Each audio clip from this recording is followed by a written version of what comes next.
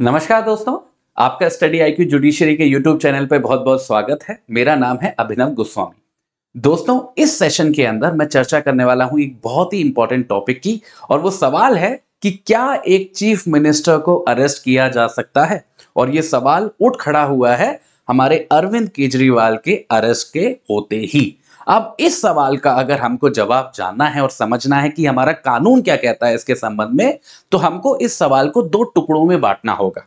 हमको पहले समझना होगा कि अरेस्ट के संबंध में क्या प्रावधान है अगर मामला सिविल नेचर का है और क्या प्रावधान है अगर मामला क्रिमिनल नेचर का है, क्योंकि दोनों के संबंध में जो कानून है वो थोड़ा सा अलग है, अलग तरीके की प्रोटेक्शन पॉसिबल है। जैसे अगर सिविल मुद्दों की बात करूं, अगर कोई भी मामला सिविल नेचर का है, किसी भी चीफ मिनिस्टर के खिलाफ, प्राइम मिनिस्टर के खिलाफ, मेंबर ऑफ पार्लियामेंट के खिलाफ या किसी भी स्टेट लेजिस्लेटिव असेंबली के मेंबर के खिलाफ, तो हमको देखना पड़ता है section 135 of CPC, civil procedure code. अब ये सिविल प्रोसीजर जो कोड है, ये पूरी प्रक्रिया बताता है सिविल मामलों के संबंध में कि क्या प्रक्रिया फॉलो होनी है।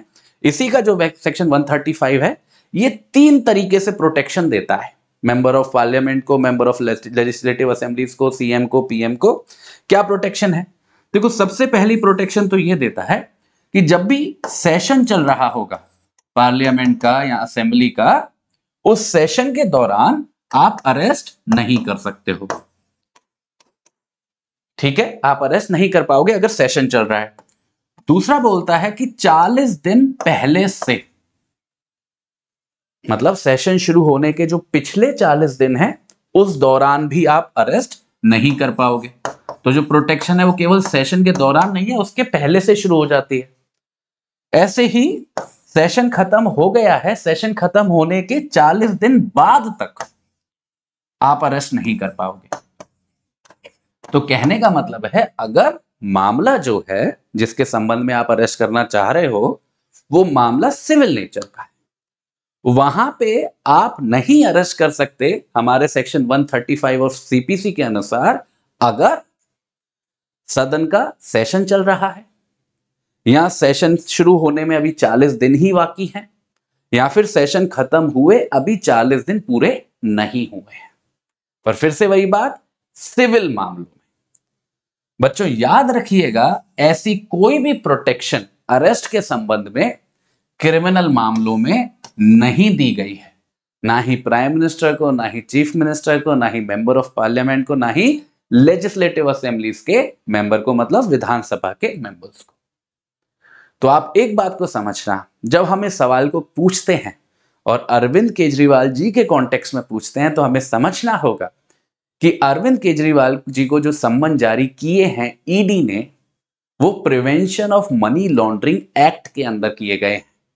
और ये जो पीएमएलए इसको बोलते हैं शॉर्ट में, पीएमएलए का जो कानून है, prevention of money laundering act, ये एक क्रिमिनल कानून है। बहुत सीरियस कानून है बच्चे, बहुत सीरियस ऑफेंस है, बहुत सीरियस तरीके के अपराधों की व्याख्या करता है ये कानून। इसलिए आप समझिएगा कि ये वाली जो प्रोटेक्शंस हैं सेक्शन 135 वाली, जो हमारे सीपीसी के अंदर दी गई हैं, वो हमारे केजरीवाल जी को नहीं मिल सकती हैं। यही वजह रही कि उनका अरेस्ट हुआ है। अब एक सवाल हमारा दिमाग में आता है कि क्या सभी फंक्शनरीज के बारे में यही कानून है? हमेशा याद रखिएगा बच्चों, केवल बहुत लिमिटेड सिचुएशंस होती हैं। जैसे कि प्रेसिडेंट की अगर मैं बात करूं, हमारे देश का जो प्रेसिडेंट है वो बच्चों एक ऐसा पद है जिसको प्रोटेक्शन दी जाती है अरेस्ट के संबंध में, फिर मामला चाहे सिविल का हो चाहे क्रिमिनल का हो। इसको बोलते हैं absolute protection from arrest. Reason being कि वो हेड ऑफ द स्टेट है। बट मिनिस्टर्स की अगर बात करें, या मेंबर ऑफ पार्लियामेंट की, या लेजिस्लेटिव असेंबलीज की बात करें, सीएम्स की बात करें, पीएम्स की बात करें, तो वो ये वाले कानून से रेगुलेट होते हैं। उनको जो प्रोटेक्शन है वो सिविल केसेस में तो है, पर सेक्शन 135 के अंदर रेगुलेट होती है, और ये तीन एस्पेक्ट्स में है। तो उनको भी अरेस्ट किया जा सकता है सिविल मामलों में, अगर ये तीन क्राइटेरिया सेटिस्फाई ना हो। ठीक है, अगर हो रहे हैं तो प्रोटेक्शन मिल जाएगी। पर क्रिमिनल मामलों के अंदर, जैसे कि पीएमएलए का मामला है केजरीवाल जी का, वहां पे ऐसी कोई प्रोटेक्शन का प्रावधान नहीं है।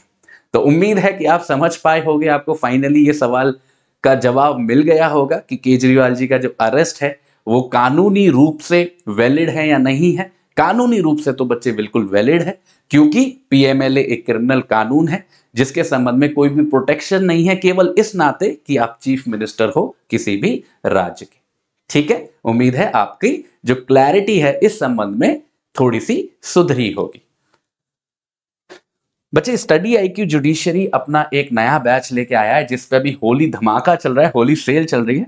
आपको ये बैच केवल 21,999 रुपए का मिल रहा है, और ये बैच बच्चे 27 मार्च से शुरू हो रहा है, तो आप काफी कम समय रह गया है।